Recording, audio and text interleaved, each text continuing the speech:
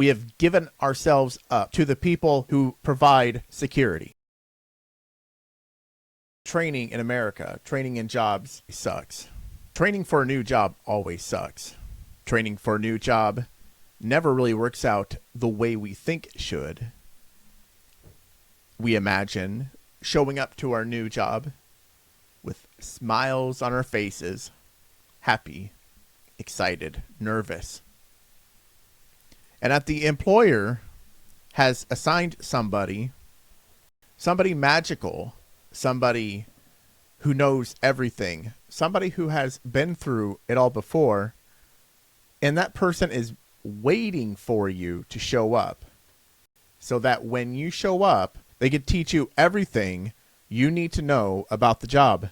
And in your fantasy, you walk in the door, they greet you, you sit down, and in a week, you know all that there is to know about the job. Now, in reality, we all know that this is not true. For any of us, for any of you who have ever had a job, you know that this is not the case. Sometimes there will be somebody who will be there who is kind of that guru, that go-to person in case you have a question. So training while you're at the job is oftentimes left to weird PowerPoints or some guy named Jim that sits next to you who really doesn't want to be there, but has, maybe he smells like alcohol and he's just waiting to go home so he can drink more alcohol. And oftentimes, as far as training, that's typically what you get. Now, I know I've been in some places like call centers where they'll put you through training for 2 weeks because they want you to be able to actually do the job when you show up and you get on the phone. Call centers are a little bit different. But then there are other instances, such as a software engineer, where you show up and they say, do you know how to run a SQL query? And you'll say, nope.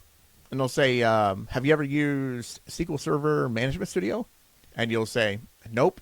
And they'll say, okay, let's teach you how to do that. And that's often how it goes. You always end up with somebody who usually is available to answer your questions, whatever those questions may be. But there's another thing that happens with job training that happens on the workplace.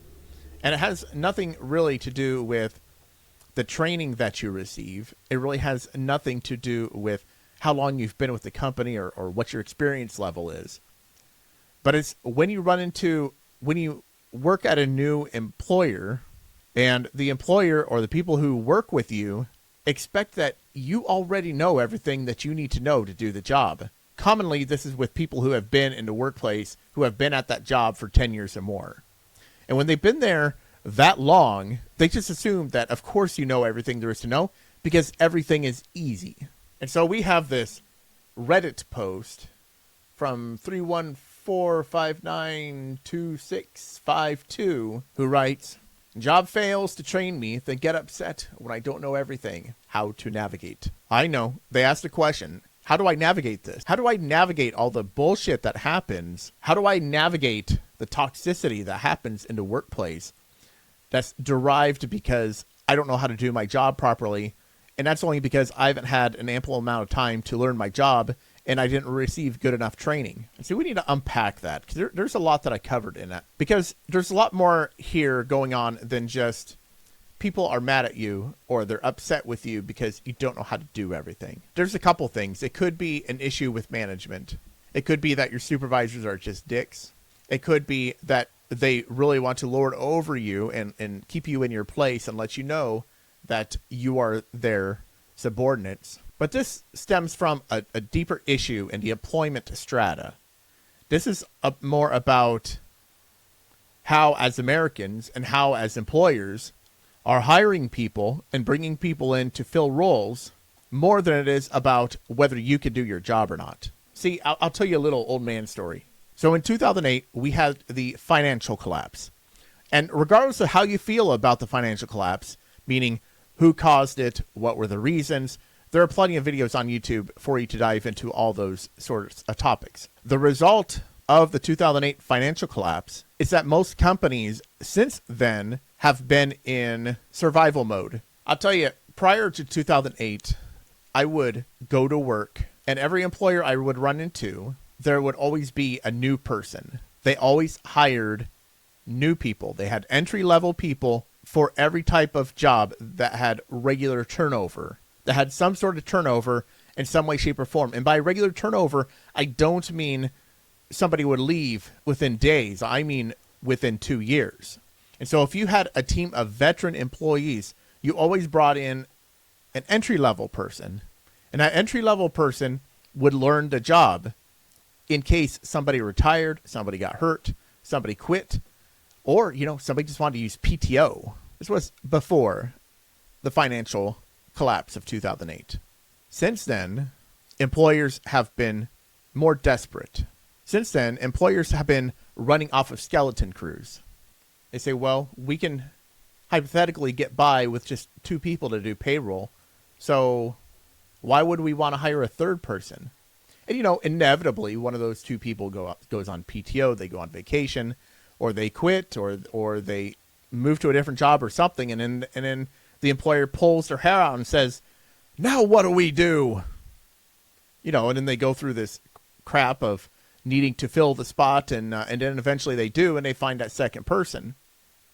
In the meantime, the one person who stayed, the one person who is doing the work, is stressed the heck out. And so really what this has turned into is, if you are a person that doesn't say no, if you agree to about anything, I suppose you could say, if you're an agreeable type person, you're the perfect candidate to work in one of these employment environments, because you're going to put up with a bunch of bullcrap that most people wouldn't put up with. You're going to be willing to take on the heavy workload. It takes 2 or 3 people to do the job, but you're doing it by yourself. And maybe somebody in the office, a manager or somebody else, will pick up the slack, but for the most part, you're doing it by yourself. And you're mentally prepared too, because whenever you went on vacation, your partner, the other person that does your job, is picking up the slack for you. And whenever your partner has taken PTO, you have been the one to pick up the slack for the other person. But the cause of the issue and the solution are not something that can be solved by us sitting here and complaining about it. But here's the real job for no moment. It's not up to you to be the sacrificial lamb for the employer. It's not up to you to be the fall guy when things go poorly. It's not up to you to be the person who gets gut punched every single time there's a failure because of productivity issues. It is up to you, however, to consider, is the job that I'm working in great for my career? Is the job that I'm working, is it helping me build the skills I need? Is it helping me build the resume that I need? Is it working for me? Because that's really what you need to be asking. That is the job for no moment. You need to be asking, what am I getting out of this damn job? If your answer to that is nothing, I'm just flipping burgers, well, get the hell out. And the reality is, stress in the workplace because you're learning, because you're experiencing on-the-job training, isn't a bad thing.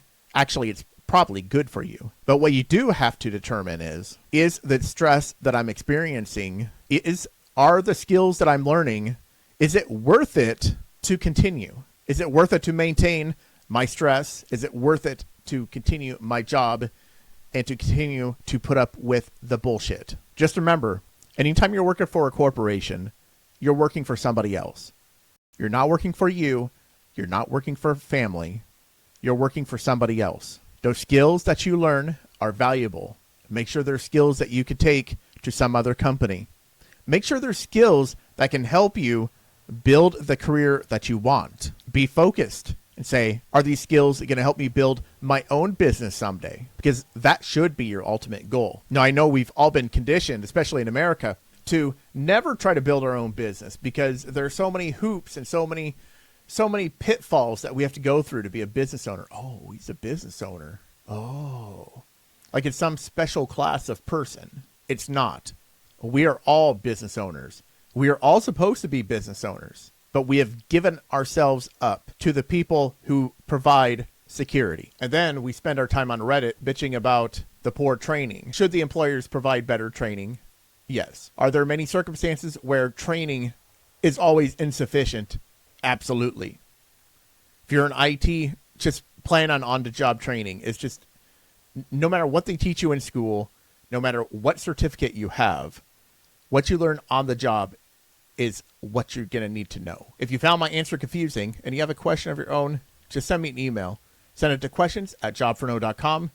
And as always, seek skills over money.